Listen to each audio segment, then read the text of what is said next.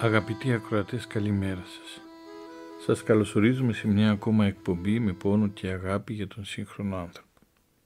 Και σε αυτή την εκπομπή μας θα δώσουμε συνέχεια στη θεραπευτική των πνευματικών νοσημάτων, στην εισαγωγή στην ασκητική παράδοση της Ορθοδόξου Εκκλησίας, διαβάζοντας και ερμηνεύοντας και επεξηγώντας από το βιβλίο, το ομώνυμο βιβλίο του Jean-Claude Lachère.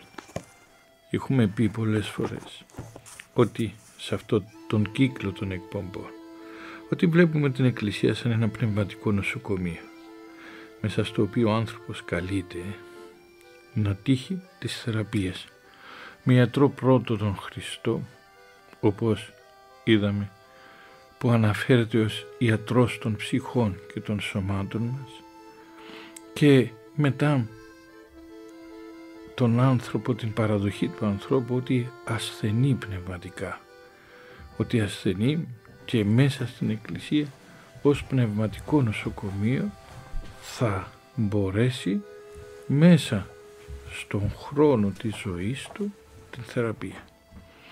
Πολλές φορές οι άνθρωποι δίνουν υποσχέσεις, δεν θα ξανακάνω αυτό, δεν θα ξανακάνω αυτό, δεν θα ξανακάνω αυτό, και μετά απογοητεύονται γιατί δεν μπορούν να τις τηρήσουν. Και ο λόγος που δεν μπορούμε να τις τηρήσουμε είναι ακριβώς γιατί ασθενούμε. Και η Εκκλησία καλείται και βρίσκει τον τρόπο και έχει την θεραπευτική μέθοδο να βοηθήσει τον άνθρωπο να θεραπεύσει την πνευματική του ασθένεια. Πολλές φορές χρειάζεται χρόνο. Θα υπάρξουν πολλές υποτροπές στις οποίες θα δίνει ο άνθρωπος την μετάνοια και το ξαναξεκίνημα, και πολλές φορές χρησιμοποιούμε ιατρικούς όρους, γιατί είδαμε σε αυτές τις εκπομπές μας και τους ίδιους τους πατέρες να χρησιμοποιούν ιατρικούς όρους για να περιγράψουν αυτή την πνευματική ασθένεια μέσα στην ψυχή του ανθρώπου, τη μεταπτωτική του ασθένεια. Έτσι λοιπόν σήμερα, σε μια από τις προηγούμενες μας εκπομπές, είχαμε μιλήσει για την καινοδοξία και θα μιλήσουμε σε αυτή την εκπομπή μας για την υπερηφάνεια. Η υπερηφάνεια λοιπόν που εξετάζουμε πώς την χάνει θεραπείας μέσα στην Εκκλησία. Εξετάσαμε, είπαμε, την καινοδοξία και την υπερηφάνεια. Είδαμε λοιπόν ότι τα πάθη αυτά βρίσκονται πολύ κοντά μεταξύ τους, ώστε ορισμένοι πατέρες δεν θεωρούν απαραίτητα να εξετάσουμε χωριστά. Αλλά όμως από την πλευρά μας, ακολουθώντας ένα παράδειγμα άλλων πατέρων, θεωρήσαμε ότι θα ήταν χρήσιμο να τις διακρίνουμε και να παρουσιάσουμε τα ειδικά χαρακτηριστικά της κάθε μιας. Αυτό συνεπάγεται ότι θα εξετάσουμε επίσης χωριστά και την θεραπευτική τους, δηλαδή τον τρόπο που μπορεί ο άνθρωπος πνευματικά να θεραπευτεί από αυτό το μεγάλο πάθος της υπερηφάνειας. Η συγγένεια τους, δηλαδή το ότι η καινοδοξία και η υπερηφάνεια είναι κοντά, θα έχει σαν αποτέλεσμα να έχουμε και ορισμένες σαν επαναλήψεις, αυτά που είπαμε με το πρόγραμμα για την καινοδοξία. Αλλά όμως είναι λόγω της συγγένειας αυτών των δύο παθών, όπως είπαμε, δηλαδή της καινοδοξίας και της υπερηφάνειας. Θεραπευτική λοιπόν της υπερηφάνειας, όπως και αυτή της καινοδοξίας, έχει ως αναγκαία προϋπόθεση τη λεπτομερή γνώση του πάθους, δηλαδή να γνωρίζουμε μέσα μας ότι μας κυριαρχεί αυτό το πάθος της υπερηφάνειας. Μολονότι η υπερηφάνεια δεν είναι τόσο λεπτή και πολύμορφη και απατηλή όπως η καινοδοξία. Η υπερηφάνεια είναι πιο ξεκάθαρη ασθένεια πνευματική μέσα στην καρδιά μας και φαίνεται πολύ πιο εύκολα και από τις συμπεριφορές μας και από τις αντιδράσεις μας, όπως θα δούμε πιο κάτω. Ο Άγιος λοιπόν ο Ιωάννης ο Κασιανός, που θεωρεί την νοσολογία ως ουσιαστικό στοιχείο της θεραπευτικής του πάθους, και όταν λέμε νοσολογία εννοούμε να γνωρίζουμε την νόσο μας και τις εκδηλώσεις της νόσου μας, της πνευματικής. Να μην τις μπερδεύουμε. Υπογραμμίζει για την υπερηφάνεια και λέει ότι είναι επιπρόσθετο στοιχείο και χρειάζεται απαραίτητα να γνωρίζουμε την αιτιολογία. Ποιο είναι το αίτιο που την προκαλεί. Θα μάθουμε λοιπόν πώς να αποφεύγουμε αυτό το επίφοβο δηλητήριο. Ο Άγιος δείτε πώς το χαρακτηρίζει την υπερηφάνεια ως δηλητήριο μέσα στην ψυχιά μας, αυτής της αρρώστιας. Αναζητώντας λοιπόν την αιτία, αλλά όμως και την αρχή της. Αν καταρχήν λοιπόν δεν αναζητήσουμε με λεπτομερή έρευνα τις αρχές και τις αιτίες των νόσων, ούτε αυτές θα μπορέσουν ποτέ να θεραπευθούν πραγματικά, ούτε να ανακαλυφθούν φάρμακα για την αντιμετώπιση αυτής της πνευματικής διαταραχής. Η γενική γνώση λοιπόν της ασθένειας μας δίνει σε κάθε περίπτωση τη δυνατότητα να εντοπίζουμε μέσα μας το συγκεκριμένο πάθος, όσο και αν αυτό έχει την ικανότητα να περνά απαρατήρητο ή να ξεχνιέται. Ένας τέτοιος εντοπισμός αποτελεί σαφέστατα μια από τις προϋποθέσεις της θεραπευτικής, δεδομένου ότι όποιος δεν νιώθει άρρωστος δεν αναζητεί και την θεραπεία. Και είναι ένα βασικό που πολλές φορές δεν προστρέχουμε καν στο πνευματικό, δεν προστρέχουμε γιατί δεν ελέγχουμε τον εαυτό μας, ούτως ώστε να εντοπίσουμε τα δικά μας πνευματικά πάθη και αδυναμίες. Ο Άγιος λοιπόν Ιωάννης ο Συναήτης λέει τα εξής: όταν ο άνθρωπος τυφλώνεται σε τέτοιο βαθμό που να μην συνειδητοποιεί ακόμα και την υπερηφάνεια του, ίσως καν λέει ούτως έστε της νοσούσιν μικρά τη σωτηρία ελπίς. Αυτός που δεν μπορεί να διαπιστώσει και να δει ότι νοσεί, λιγοστεύει και η ελπίδα του για σωτηρία. Γιατί απλά δεν κινείται θεραπευτικά να θεραπεύσει, όπως ένας άρρωστος παραμένει άρρωστος και αρνείται να μπει στο νοσοκομείο για να εξετάσει την ασθένειά του. Νύψη λοιπόν και διάκριση επιτρέπουν την αναγνώριση της νόσου από τις πρώτες εκδηλώσεις της και την αποφυγή της εξάπλωσής της.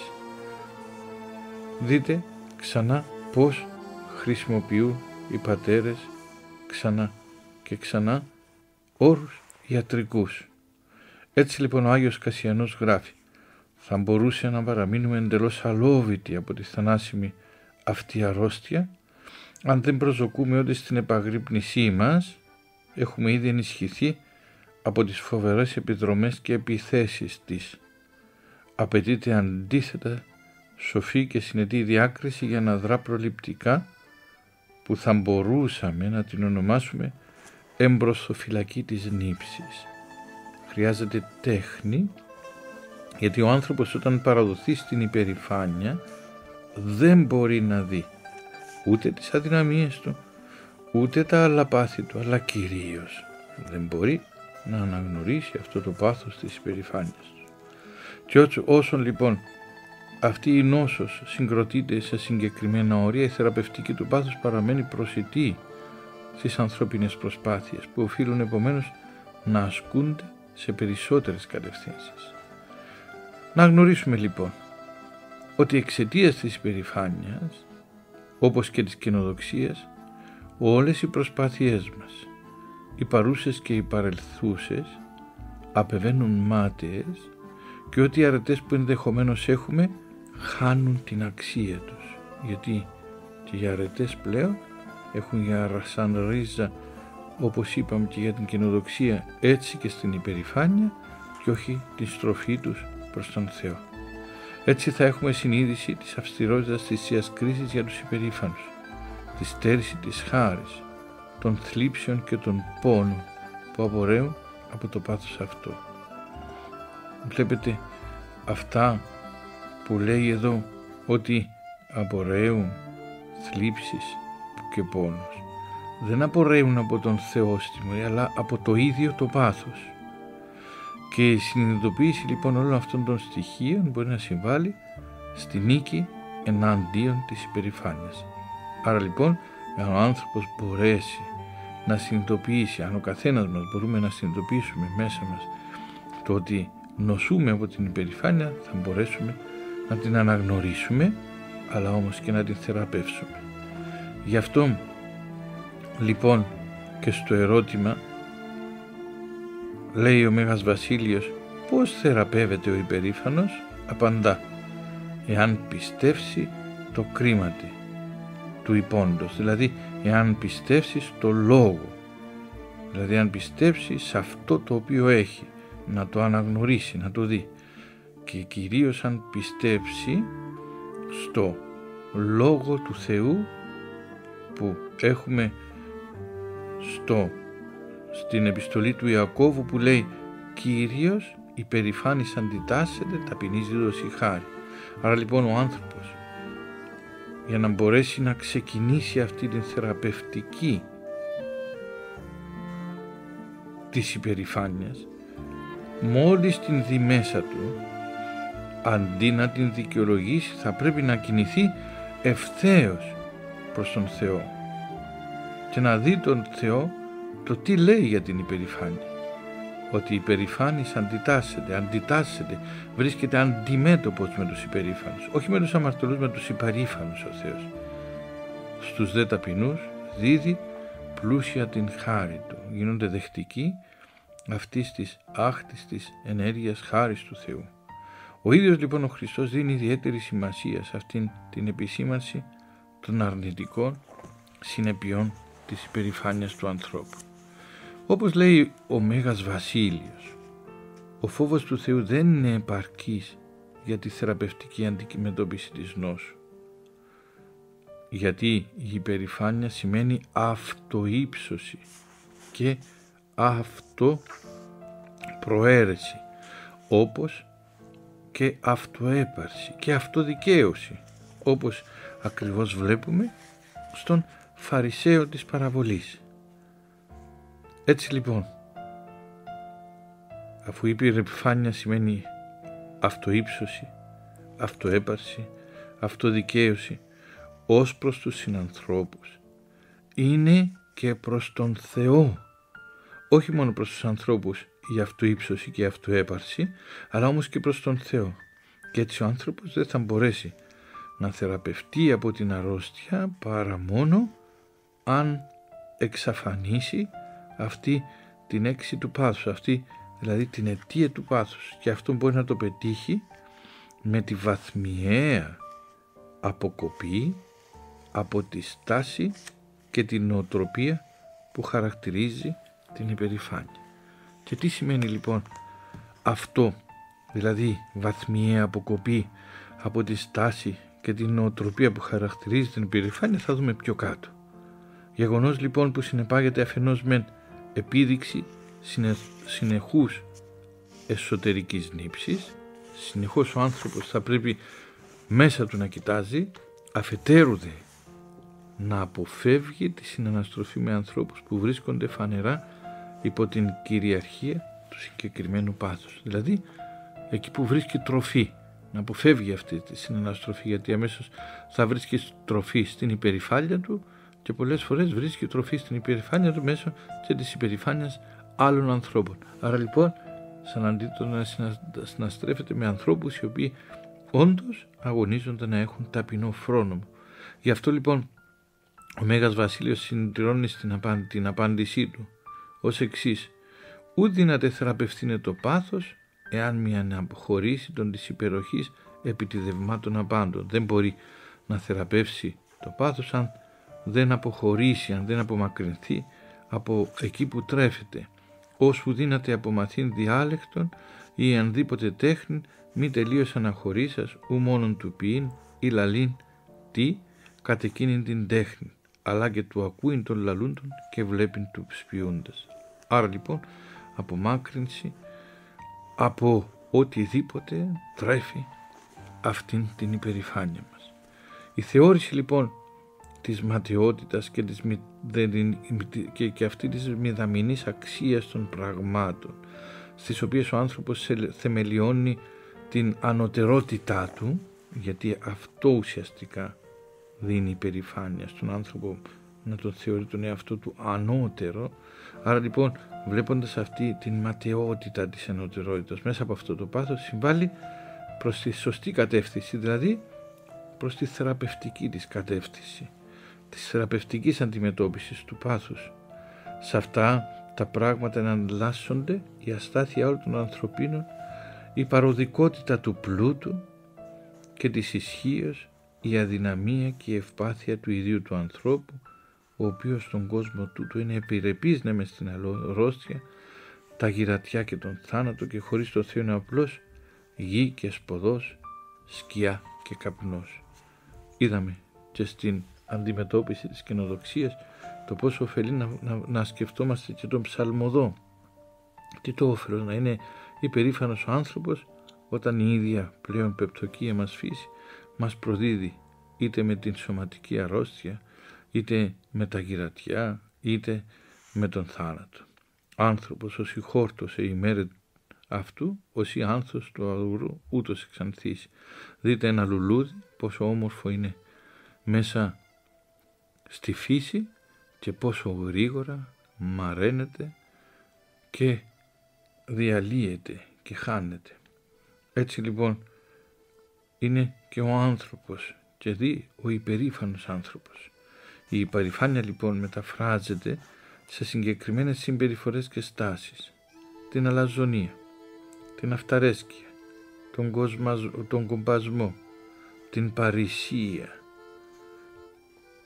με την αρνητική της έκδοση εδώ, έτσι, την δικησισοφία, την εμπιστοσύνη στην κρίση του, τη βεβαιότητα ότι έχει δίκαιο, τη μανία της αυτοδικαίωσης, το πνεύμα αντιλογίας, τη βούληση να διδάσκει και να διατάζει, την άρνηση της υπακοής. Ας δούμε λοιπόν ξανά αυτά τα συμπτώματα της υπερηφάνειας, τα έκδηλα συμπτώματα θα λέγαμε της υπερηφάνειας μέσα από συγκεκριμένες συμπεριφορές και στάσεις. Έχουμε την αλαζονία, την αυταρέσκεια, δηλαδή ο άνθρωπος να αρέσκεται στον εαυτό του, στο να βλέπει τον εαυτό του, τον κομπασμό, τον να φουσκώνει σαν πετινός θα λέγαμε, σαν κόκορας, την παρησία, δηλαδή με την αρνητική, όχι στην παρησία στον Θεό από τα αγιότητα, αλλά όμως το θράσος προς τον άλλο άνθρωπο, προς τους γύρω του, την εμπιστοσύνη αποκλειστικά στην κρίση του. Καλό είναι ο άνθρωπος να έχει εμπιστοσύνη στην κρίση του, αλλά να την περνά και μέσα από την κρίση των συνανθρώπων του για να επιβεβαιώνει ότι είναι καλή. Θα το δούμε στη θεραπευτική. Εδώ ο άνθρωπος έχει αποκλειστικά εμπιστοσύνη μόνο στη δική του κρίση, στη δική του σκέψη, στο δικό του εαυτό. Άλλο σύμπτωμα είναι ότι είναι βέβαιος ότι πάντα έχει δίκαιο. Και όταν κάποιος του πει μια παρατήρηση κάτι, έχει τη μανία της αυτοδικαίωσης. Ακόμα κι αν αναγκαστεί να πει συγγνώμη, θα αφήσει ένα αλλά και ένα σποντάκι σαν ευθύνη προς τον άλλο. Ακόμα γίνεται πνεύμα αντιλογίας. Ουδέποτε θα μπορέσει να διαλεχθεί, αλλά όμως πάντοτε θα αντιλέγει. Όχι απλά για να φέρει επιχειρήματα, απλά για να δικαιωθεί. Έχει αυτή τη βούληση να διδάσκει και να διατάζει.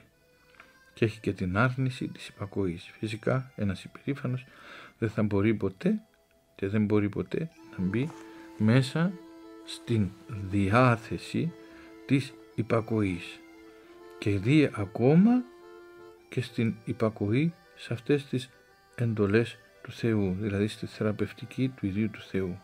Αγωνιζόμενος λοιπόν να ακολουθήσει τις αντίθετες στάσεις, θα μπορέσει στο συγκεκριμένο επίπεδο ο άνθρωπος να πολεμήσει την υπερηφάνεια. Όπως είπαμε, αντίδοτο πάντοτε στην ασθένεια είναι ένα φάρμακο που την νικά. Όπως το ίδιο και στα πνευματικά. Το αντίδοτο στο μίσος είναι η αγάπη. Το αντίδοτο στην ανυπακοή είναι η υπακοή. το αντίδοτο στο θυμό είναι η υπομονή. Έτσι λοιπόν, μεταξύ αυτών, αν θέλουμε να πολεμήσει ο άνθρωπος την υπερηφάνεια, πρέπει να μισήσει το δικό του θέλημα. Κοιτάξτε, όχι το δικό του θέλημα, τη δική του θέληση, αλλά το θέλημα. Αυτό που θέλει αποκλειστικά μόνο για τον εαυτό του. Να μην έχει απόλυτη εμπιστοσύνη στην κρίση του. Ακόμα και οι αρχαίοι έλεγαν γυράσκω αεί διδασκόμενος. Πως ένας άνθρωπος μπορεί να διεκδικεί το αλάθητο στην κρίση του. Να εγκαταλείψει την αυταρέσκεια. Δηλαδή να εγκαταλείψει αυτή την σχέση να αρέσκεται στον εαυτό του. Να μπει στην αυτομεμψία. Να αρνείται την αντιλογία. Και να μην αποδέχεται να διδάσκει και να διατάσσει. Ακόμα και αυτοί οι οποίοι ηγούνται λόγω θέσεως ή για οποιοδήποτε λόγο, δεν γίνονται διδάσκαλοι και δεν διατάσσουν, αλλά όμως γίνονται οι πρώτοι οι οποίοι με το παράδειγμα τους δείχνουν αυτό που θέλουν να πούν. Οι συγκεκριμένες λοιπόν επιλογές συμπεριφοράς πραγματώνονται με την υπακούη. Και υπακούη πού? Υπακούη πρώτα στις ίδιες τις εντολές του Θεού, υπακούη στην Εκκλησία, υπακούη στο Ευαγγέλιο. Και θα λέγαμε ότι στο μοναστήρι θα κάνει υπακούη στο γέροντα και μέσα στην Εκκλησία ο άνθρωπος που αγωνίζεται θα κάνει υπακούη στην Εκκλησία και στον πνευματικό όσον αφορά τα πνευματικά του φάρμακα. Και λοιπόν στον πνευματικό πατέρα και δίνει στον άνθρωπο τη δυνατότητα της ίασης. Λέει ο Άγιος Δωρόθεος Γάτζης, αναλαβέστε αυτόν και επανελθύνει στο καταφύσιν. Δείτε πως αναφέρει την υπερηφάνεια ως μία παραφύσιν κατάσταση. Και όταν ο άνθρωπος μπαίνει μες στην πορεία της θεραπείας, ήδη κινείται μέσα στην πορεία της θεραπευτικής της υπερηφάνειας. Να κάνουμε όμως ένα μικρό διάλειμμα σε αυτή τη στιγμή και να συνεχίσουμε με την μορφή της υπερηφάνειας, με μορφές της υπερηφάνειας που μπορούμε να δούμε μέσα μας και μέσα στη ζωή μας. Η πρώτη λοιπόν μορφή της υπερηφάνειας που μπορούμε να την αναγνωρίσουμε μέσα μας, θα την δούμε όταν ο άνθρωπος θεωρεί τον εαυτό του ως ανώτερο σε σχέση με άλλους ή με όλους τους ανθρώπους ή τουλάχιστον σε σχέση με ορισμένους από αυτούς και μάλιστα τους περιφρονεί. Δηλαδή όχι απλά τους θεωρεί κατωτέρους, αλλά όμως τους περιφρονεί συνάμα. Για την αποφυγή λοιπόν αυτής της συμπεριφοράς, της υπερήφανης συμπεριφοράς, οφείλει να δώσει ιδιαίτερη σημασία πρωτίστως στην παρατήρηση των σημείων στα οποία οι συνάνθρωποι του υπερέχουν έναντι αυτού. Αλλά λοιπόν το πρώτο, να αρχίσει να βλέπει και να προσπαθεί να δει και τα χαρίσματα των άλλων ανθρώπων και να μπορέσει να παραδεχτεί που όντως αληθινά ο συνάνθρωπος είναι ανώτερος από αυτό. Να αρχίσει να αρνείται τον εντοπισμό των λαθών τους. Πόσο εύκολα εντοπίζουμε τα λάθη των άλλων ανθρώπων και όχι τα δικά μας. Άρα λοιπόν σαν δεύτερο σημείο να αρνούμαστε να εντοπίζουμε τα λάθη των άλλων. Αλλά όμως να προσέχουμε και όσον αφορά την αξιολόγηση της ποιότητας του χαρακτήρα τους. Κυρίως με αυτή τη σημασία μπορεί κάποιος να συνομολογήσει με τον Άγιο Μάξιμο. Δηλαδή όταν ο άνθρωπος αρνείται να δει τον χαρακτήρα του ανθρώπου και να τον κατακρίνει, να τον καταδικάσει. Λέει ο Άγιος Μάξιμος ότι είναι αγάπη η οποία ανατρέπει την ίηση, δηλαδή την υπερηφάνεια. Ο άνθρωπος λοιπόν που θέλει να θεραπευτεί και να φτάσει μέχρι το σημείο να θεωρήσει τον εαυτό του κατώτερο όλων, όπως διδάσκει ο Άγιος Δωρόθεος Γάτζης, και αυτό μην το συνδέετε με το κόμπλεξ που αναφέρουμε, δηλαδή το σύμπλεγμα κατωτερότητας. Καμία σχέση δεν έχει με το σύμπλεγμα κατωτερότητας, αλλά όμως είναι αληθινή συναίσθηση του τι είμαι και το τι είναι ο αδερφός μου. Και διδάσκει και λέει ο Άγιος Δωρόθεος Γάζης, το μεν γάρ είναι υποκάτω πάντων, αντίκειται την πρώτη υπερηφανία. Δηλαδή το να δει ο άνθρωπος τη δική του αδυναμία και να πει η δική μου αδυναμία είναι πιο μεγάλη από όλη του κόσμου. Είναι η πρώτη αντιμετώπιση της υπερηφάνειας. Πώς γαρ, λέει, δύναται έχεινε αυτόν μείζωνα του αδελφού αυτού. Ποιος μπορεί να πει ότι είναι πιο μεγάλος από τον αδελφό του, ή να έχει έπαρση, ή να μην μέμφεται τον εαυτόν του. Η μνή λοιπόν των παραπτωμάτων, δηλαδή το να μέμφεται ο άνθρωπος τον εαυτόν του, συντελεί και βοηθά τον άνθρωπο να εξαφανίσει αυτό το αίσθημα της ανωτερότητας που τον διακατέχει, καθώς του αποκαλύπτει αυτή την πνευματική του φτώχεια. Δηλαδή τι κάνουμε? Πολύ απλά. Όταν έχουμε διάθεση να κατακρίνουμε, να κρίνουμε, να εξετάσουμε τον άλλον, είτε για να δικαιωθούμε, είτε γιατί όντως είμαστε μέσα από την υπερηφάνεια μας, όπως ο Φαρισαίος της παραβολής, ουκ ημιόσπερ η λυπή των ανθρώπων, άδικοι άρπαγες μοιχοί. Κι όμως αν εξετάσει και αν επιτρέψει στον εαυτό του να εξετάσει, και αν δεν τα έχει κάνει αυτός που κρίνει, δεν τα έχει κάνει όχι χάριν του Θεού, αλλά χάριν του εαυτού του, για να δικαιώνει τον εαυτό του. Άρα λοιπόν δεν έχουν πνευματική αξία.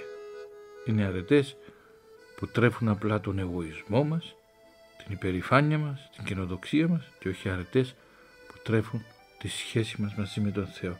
Έτσι λοιπόν, ας θυμηθεί ο καθένας μέσα του, όχι το ότι δεν συγχωρέθηκε από τον Θεό, αν το ζήτησε, γιατί συγχωρείται από τον Θεό, αλλά όμως ας θυμάται το πόσο επιρρεπής είναι και σε αυτά τα οποία έπραξε και σε αυτά τα οποία δεν έπραξε, αλλά όμως μπορεί και να πράξει.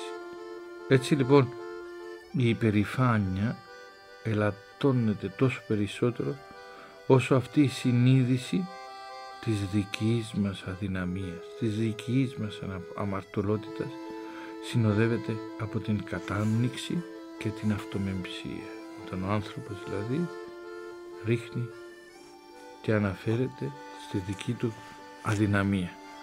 Η αποδοχή λοιπόν και η συγκατάθεση και μάλιστα η αναζήτηση των ταπεινώσεων σε διάφορες μορφές συμβάλλει εξίσου σε αυτή τη θεραπεία του πάθους. Λέει ξανά ο Άγιος Δωρόθεος Γάζης, πίστευε, λέει, ότι τα φάρμακα εστίν ιατρικά της υπερηφανίας, της ψυχής σου εατιμία και ύβρις, και υπερεύχου των λιδωρούντων σε ως ιατρών αληθινών. Πίστευε, λέει, ότι φάρμακα είναι ιατρικά της υπερηφάνειας σου, οι ατιμίες και οι ύβρις, δηλαδή και αυτά που έχεις μέσα σου, αλλά όμως και αυτά που έρχονται γύρω σου πολλές φορές, και υπερεύχου των λιδωρούντων σε, και να εύχεσαι για αυτούς οι οποίοι πολλές φορές σε κατηγορούν, γιατί είναι και αυτοί γιατροί αληθινοί. Το να ζει λοιπόν κάποιος αγνοημένος από τους ανθρώπους τον βοηθά στην αντιμετώπιση της εσωτερικής μορφής της υπερηφάνειας. Υπερηφανίαν ορωμένην η άσαντο σκυθροπέ καταστάσεις, λέει ο Άγιος Ιωάννης ο Συναήτης. Στην καταπολέμηση λοιπόν αυτής της νόσου, αυτής της μεγάλης νόσου της υπερηφάνειας, συνεισφέρει επίσης και ο έμπονος και ταπεινός τρόπος ζωής. Και όταν λέει έμπονος εννοεί αυτή η ζωή η οποία περιβάλλεται από τον πόνο. Στο κεφάλαιο που πραγματευόταν η σωματική άσκηση είδαμε αληθινά ότι σε κάποιο βαθμό η ψυχή επηρεάζεται από τις ενέργειες ή την κατάσταση του σώματος. Και ο Άγιος Ιωάννης ο Χρυσόστομος αναφέρεται και λέει ότι όταν ασθενεί το σώμα, τότε συμπαρασύρει και την ψυχή, και αν μπορέσει να το αξιοποιήσει θα μπορέσει να βοηθήσει την ψυχή του. Βλέπετε, βάζει ένα ωραίο παράδειγμα ο Άγιος Ιωάννης ο Χρυσόστομος και λέει ότι όπως μια κιθάρα, μια λύρα δεν είναι καλά κουρδισμένη, τότε βγαίνουν και ήχοι άτονοι και πολλές φορές χωρίς σωστή τοποθέτηση. Έτσι, και όταν το σώμα ασθενεί και η ψυχή νοσεί μαζί της. Έτσι λοιπόν έχει και εσωτερική επίδραση και εξωτερική επίδραση στο σώμα. Η σωματική λοιπόν κόπη και οι διάφορες δοκιμασίες τους οποίους ενδεχομένως ο άνθρωπος παραδίδει το σώμα του, τον καθαρίζουν από το πάθος στο μέτρο που τον διατηρούν στη διαπίστωση της αδυναμίας και της ευπάθειάς του. Με τον τρόπο αυτό μειώνουν την πλάνη της αυτάρκειας, η οποία αυτάρκεια συνδέεται με την υπερηφάνεια. Και όταν μιλάμε για αυτάρκεια εννοούμε έναντι του Θεού, να μην χρειάζεται ο άνθρωπος τον Θεό. Στο βαθμό λοιπόν που η υπερηφάνεια συνίσταται στην έπαρση για τα φυσικά προσόντα που διαθέτει ο άνθρωπος, το φάρμακο είναι η αναγνώριση ότι κάθε αγαθό προέρχεται από το Θεό και όλες οι αρετές έχουν πηγή στο δημιουργό της φύσης μας. Ένας παραδείγματος χάρη κομπάζει ότι έχει ωραία φωνή. Δείτε όμως ότι αυτή η ωραία φωνή, αν το δούμε πόσο λεπτές είναι, σαν τριχούλες είναι αυτές οι φωνητικές χορδές μέσα στο λαρύγγι, και το πόσο μπορούν από τη μια στιγμή να αλλοιωθούν.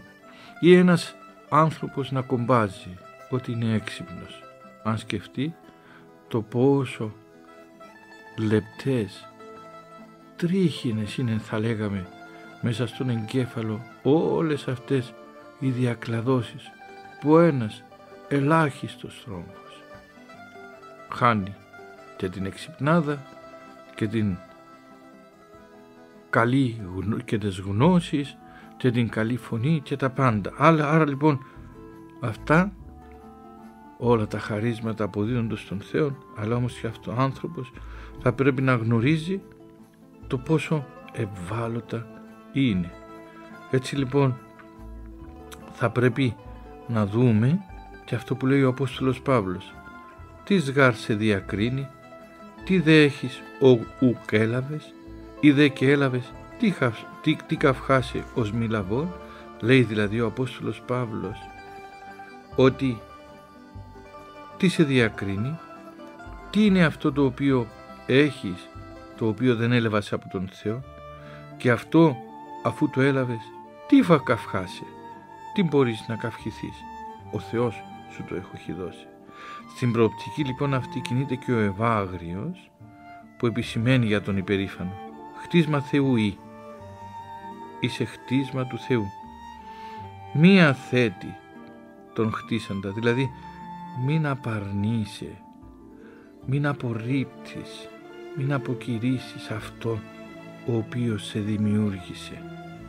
Ενθυμού λοιπόν τον Θεό και ότι έχεις καλό από αυτό το έλαβες, και φυσικά καλείσαι να το αυξήσεις, αλλά όμως ο ίδιος ο Θεός σου το δίνει.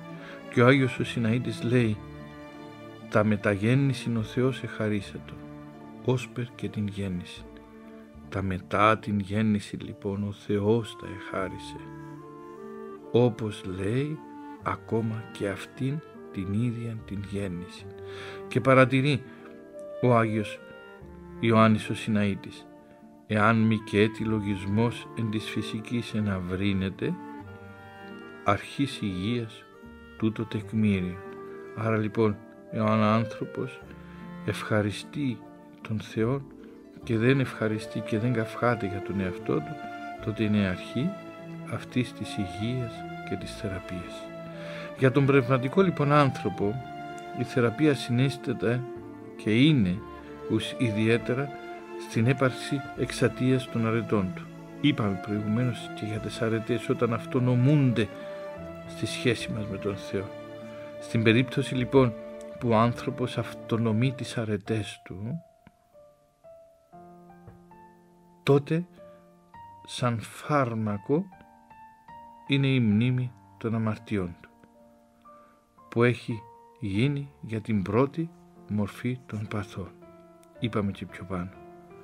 Και αν ακόμη υποθέσουμε ότι οι συγκεκριμένες αρετές είναι πραγματικές, όποιος φέρεται έτσι θα αποκτήσει εύκολα συνείδηση της μετριότητάς του, με αποτέλεσμα να περιορίσει το πάθος ατενίζοντας την τελειότητα των Αγίων.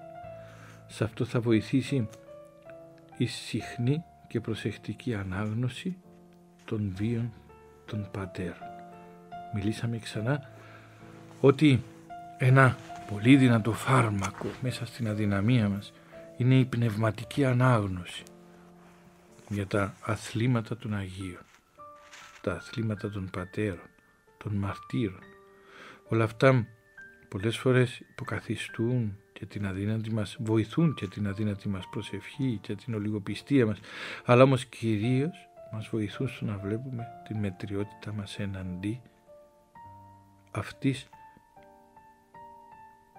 της όλης πίστεως που βρίσκουμε μέσα στους πατέρες και μέσα στους Αγίους.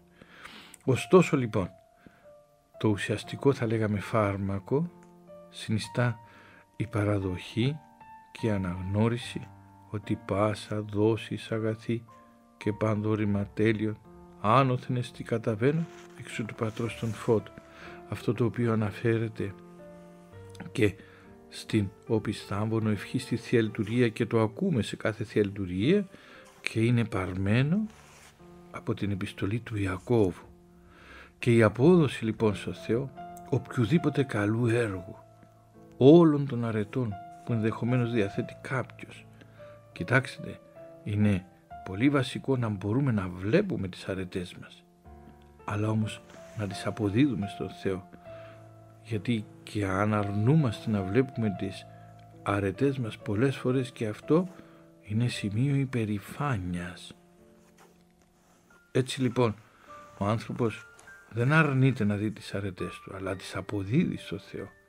Και η απόδοση στο Θεό οποιοδήποτε καλού έργου, όλων των αρετών που ενδεχομένως διαθέτει κάποιος και του συνόλου των αγαθών πράξεων και λογισμών που απαραίουν από αυτές, είναι δώρο λοιπόν του Θεού. Στο σημείο αυτό αρμόζει και πρέπει να σκεφτούμε τα λόγια του Αποστόλου που αναφέρθηκε προηγουμένως και λέει ξανά ο Άγιος Ιωάννης ο Συναήτης: τι γαρέχεις ο ουκ έλαβες δωρεάν ή εκ του Θεού ή εξαιτέρων συνεργίαστε και ευχής. Τι ωραία αναφέρει εδώ ο Άγιος Ιωάννης ο Συναήτης. Τι έχεις το οποίο δεν έλαβες ως δωρεάν, ή από τον Θεό ή από τους δίπλα σου ή ακόμα και από τη συνέργεια της προσευχής, της ευχής. Ο Ευάγριος επισημαίνει παρόμοια και λέει: ουδέν έχεις, ομή παρά του Θεού έλαβες. Άρα τίποτε δεν έχεις το οποίο δεν έλαβες από τον Θεό. Επίγνωθη τον δεδοκότα και μη επέρω πολύ. Δηλαδή γνώριζε αυτόν ο οποίος σου τα έδωσε και μην υπερηφανεύεσαι. Βοηθεί παρά Θεού, μη άρνω τον ευεργέτη. Δηλαδή γνώριζε ότι ο Θεός σε βοηθά και μην αρνείσαι αυτόν που σε ευεργετεί.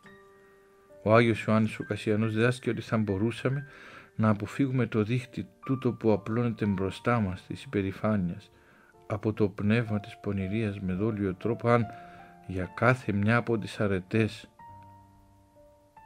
που έχουμε και που έχουμε προοδεύσει επανάλαβαμε το λόγο του Αποστόλου: ουκ εγώ δε, αλλη χάρις του Θεού η συνεμή. Δηλαδή όχι εγώ, αλλά η χάρις του Θεού η οποία είναι μέσα μου. Χάρη τη Θεού ημί ο ημί. Δηλαδή με τη χάρη του Θεού είμαι ό,τι είμαι. Οι ίδιες λοιπόν οι δυνάμεις, αυτές οι οποίες έχουμε μέσα μας, με τις οποίες γίνεται μέσα μας η άσκηση και εφαρμόζονται οι εντολές, πρέπει να αποδίδονται στον Θεό. Όταν λοιπόν τις αποδίδουμε στον Θεό, τότε ο άνθρωπος μπορεί να πει ότι ξεκινά αυτή την θεραπεία της υπερηφάνειας.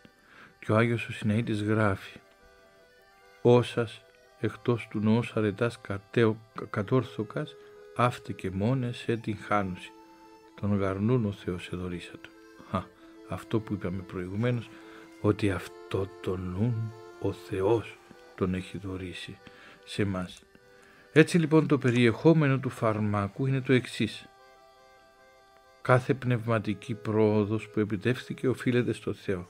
Ξεκινούμε λοιπόν τον αγώνα και βλέπουμε και αναφερόμαστε και λέμε ότι κάθε πνευματική πρόοδος επιτεύχθηκε και οφείλεται στο Θεό. Δεύτερον, η συναίσθηση ότι χωρίς τη βοήθεια του Θεού είμαστε ανάξιοι και ανίκανοι να πράξουμε οποιοδήποτε αγαθό και να διατηρήσουμε όσα πνευματικά αγαθά έχουμε ενδεχομένως αποκτήσει. Τρίτον, ότι η πίστη, ότι οι προσπάθειες και οι κόποι μας, αν και είναι απαραίτητοι, δεν αρκούν με κανένα τρόπο για να λάβουμε οτιδήποτε, καθώς κάτι θετή μας παρέχεται από τον Θεό, χωρίς τη χάρη του οποίου καταλήγουμε σε πλήρη αδυναμία. Τέταρτον, η διαρκή συνείδηση του ότι τούτο ούτου θέλοντος ουδέ του τρέχοντος, αλλά του ελεούντος Θεού. Άρα λοιπόν πρέπει να έχουμε συνείδηση, όπως λέει ο Απόστολος Παύλος στην προς Ρωμαίους επιστολή, ότι ούτου θέλοντος ουδέ του τρέχοντος, αλλά του ελεούντος Θεού. Δηλαδή δεν είναι από αυτός που έχει το θέλημα, είπαμε άλλο η θέληση και άλλο το θέλημα, και ουδέ του τρέχοντος, αυτού που βιάζεται, αλλά του ελεούντος Θεού. Και ότι εάν μη Κύριος φυλάξει πόλη, εις μάτιν εκοπίασαν οι οικοδομούντες. Εάν μη Κύριος φυλάξει πόλη, εις μάτιν εκρύπνησεν ο φυλάτων. Και εδώ φυσικά δεν αναφέρεται μόνο στις πόλεις που κατοικούν οι άνθρωποι, αλλά όμως και στην εσωτερική πόλη, στην καρδιά μας, την εσωτερική μας ύπαρξη, που λέει ότι αν ο Θεός δεν φυλάξει την καρδιά μας, όσο κι αν κοπιάσει ο άνθρωπος, τότε αυτή είναι μια ανοχήρωτη ψυχή, γιατί ο Χριστός, ο Θεός, είναι αυτός, σύμφωνα με τον Ψαλμοδό, που φυλάσει την καρδιά μας, αν εμείς φυσικά το ζητούμε και αν εμείς το επιτρέπουμε. Ο Άγιος λοιπόν ο Ιωάννης ο Κασιανός διδάσκει ότι για κάθε μια από τις πράξεις μας πρέπει όχι μόνο να αισθανόμαστε, αλλά να αναγνωρίζουμε «Ου δύναμαι εγώ ποιήν απ' αυτού ουδέν, και ο πατήρ ο ενεμή μένον, αυτός ποιεί τα έργα», όπως αναφερόμαστε και όπως διαβάζουμε στο κατά Ιωάννην Ευαγγέλιο. Η συνειδητοποίηση λοιπόν ότι χωρίς τη βοήθεια και την προστασία του Θεού θα διαλυθούμε από τις δυνάμεις και του κακού, αλλά όμως και τις δικές μας υπερήφανες δυνάμεις, και θα παραδοθούμε κάτω από το βάρος αυτών των επιθέσεων πραγματικά στον εχθρό της ψυχής μας. Ο Άγιος Ιωάννης ξανά ο Κασιανός συμβουλεύει: ας μάθουμε, αισθανόμενοι την αδυναμία μας και τη βοήθειά του, σε κάθε ενέργεια μας να διακηρύσουμε καθημερινά «Ως Θείς ανετράπην του πεσίν, και ο Κύριος αντελάβετόμη. Ισχύς μου και ύμνησης μου ο Κύριος, και εγένετόμη η σωτηρία». Η προσευχή λοιπόν, και ειδικότερα η συνεχής προσευχή, συνιστά θεμελιώδους σημασίας φάρμακο έναντι της υπερηφάνειας. Στο βαθμό που ο άνθρωπος όταν προσεύχεται ζητά τη βοήθεια, τη συμπαράσταση και την προστασία του Θεού. Μια προσευχή εντελώς διαφορετική από αυτή που ακούμε στην προσευχή του Φαρισαίου. Δηλαδή μακριά από αυτοδικαίωση, αλλά όμως μια προσευχή, όπως είπαμε, γίνεται φάρμακο ενάντια στην υπερηφάνεια όταν ζητά τη βοήθεια και τη συμπαράσταση και την προστασία του Θεού, όπως ακριβώς ο τελώνης. Ο Θεός ηλάσθη τίμη το αμαρτωλό και δεν ζητούσε, λέει, να σηκώσει τα μάτια του προς τον ναό και τα είχε χαμηλωμένα, και οι δύο, λέει, ο Άγιος Ιωάννης ο Χρυσόστομος, μπήκαν μέσα στο ναό. Ο ένας, ο Φαρισαίος, μπήκε με θράσος, που είναι το συστατικό, όπως είπαμε, της υπερηφάνειας. Ο τελώνης μπήκε με θάρρος. Με θάρρος ότι θα συναντήσει εκεί το έλεος του Θεού. Άρα λοιπόν ο ένας με θράσος, ο άλλος με θάρρος. Δεν απογοητεύτηκε από την πνευματική του κατάσταση ο τελώνης, αλλά μας γνώριζε ότι η ταπείνωση είναι αυτή που θα συναντήσει το έλεος του Θεού, και μπήκε ως αμαρτωλός και βγήκε δικαιωμένος. Έτσι λοιπόν και εδώ, μέσα στην προσευχή και ιδιαίτερα στη συνεχή προσευχή, θα έχουμε ένα φάρμακο ενάντια στην υπερηφάνεια. Όταν όμως ο άνθρωπος ζητεί το έλεος του Θεού, τη βοήθεια του, τη συμπαράσταση και την προστασία του. Συνεπώς, όταν έχει τη συνείδηση ότι αυτό που λαμβάνει, που παίρνει ως απάντηση στην προσευχή του, έρχεται ως δωρεά του Θεού. Έρχεται ως δώρο του Θεού, και άρα δεν πρέπει να αποδίδεται στις δικές του δυνάμεις, αλλά όμως ως δώρο του Θεού. Η ευχαριστιακή προσευχή του παρέχει επίσης τη δυνατότητα να νικήσει το πάθος, δηλαδή να ευχαριστεί τον Θεό. Στο μέτρο που αυτή ο άνθρωπος αν την κάνει με συντετριμμένη και ταπεινωμένη καρδία, όχι με φαρισαϊκό τρόπο όπως αναγνωρίσαμε και είπαμε πιο πάνω, αναγνωρίζει αμέσως τον Θεό και όχι τον εαυτό του, ως αρχή και τέλος των αγαθών που έχει, και δεν υψηλοφρονεί. Αυτό λοιπόν ακριβώς εξηγεί και ο Άγιος Δωρόθεος Γάζης. Του εύχεστε διαπαντός, δηλαδή η αδιάλειπτη αυτή προσευχή, για την οποία είχαμε μιλήσει και σε μια από τις προηγούμενες εκπομπές μας, αντίκειται κατά πολεμή στη δεύτερη υπερηφάνεια, τη δευτέρα υπερηφανία, και ο διαπαντός δεόμενος του Θεού ή τη δαν αξιωθεί κατορθώσε, ουδέ ποιην κατορθώσε και ου δύναται επαρθήνε, ουδέ επιγράψε τι ιδία δύναμη, αλλά το Θεό επιγράφει παν κατόρθωμα, και αυτό αεί ευχαριστεί και αυτόν αεί παρακαλεί, τρέμον μη εκπέσει της τιάφτης βοηθείας και φανερωθεί ασθένεια και η αδυναμία αυτού.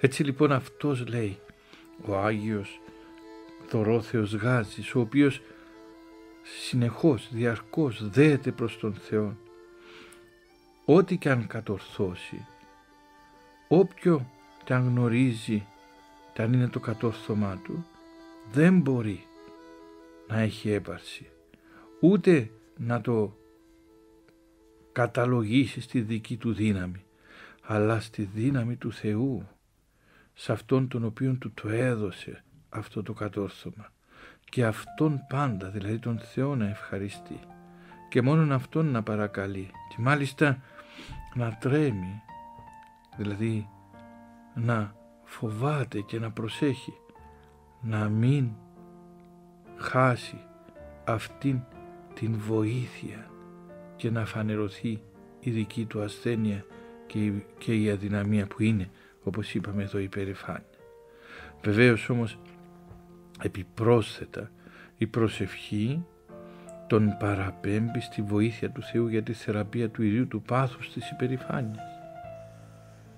Αυτό πολεμά εδώ ο άνθρωπος, το οποίο περισσότερο από τα υπόλοιπα πάθη είναι δυνατόν να ξεφύγει από τη θεραπευτική αγωγή των ανθρώπων.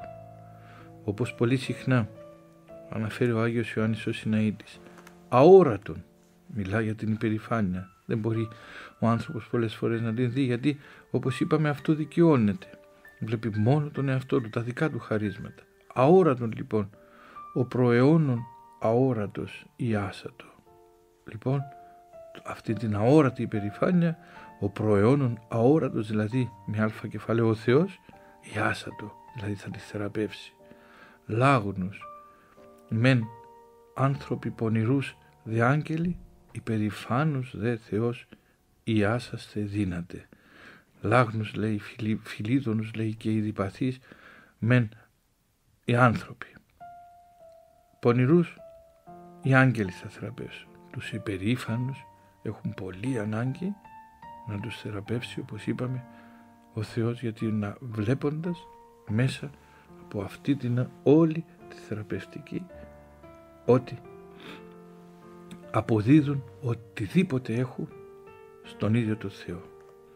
Έτσι λοιπόν, τελειώνοντας τη σημερινή μας εκπομπή, θα πρέπει να πούμε ότι θα δώσουμε συνέχεια σε αυτή την θεραπευτική της υπερηφάνειας και σε μια από τις επόμενες εκπομπές μας, γιατί όπως είπαμε στην αρχή, εύκολα μπορεί να ξεγελάσει και να μας ξεγελάσει και να μας τυφλώσει και να οδηγηθούμε σε αυτή την φαρισαϊκή ακόμα και προσευχή ή στην φαρισαϊκή κατάκτηση των αρετών, και να θυμόμαστε ότι ο Θεός υπερηφάνης αντιτάσσεται, ταπεινής δε δίδωση χάρη, και αυτό που χρειαζόμαστε για να νικήσουμε την υπερηφάνεια μας είναι η χάρις του Θεού και η απόδοση των Θεών ό,τι εμείς έχουμε. Σας ευχαριστώ που και σήμερα ήσασταν μαζί μας σε αυτά την εκπομπή με πόνο και αγάπη για τον σύγχρονο άνθρωπο και μιλήσαμε για αυτή την θεραπευτική της υπερηφάνειας. Καλή συνέχεια, ο Θεός να σας ευλογεί.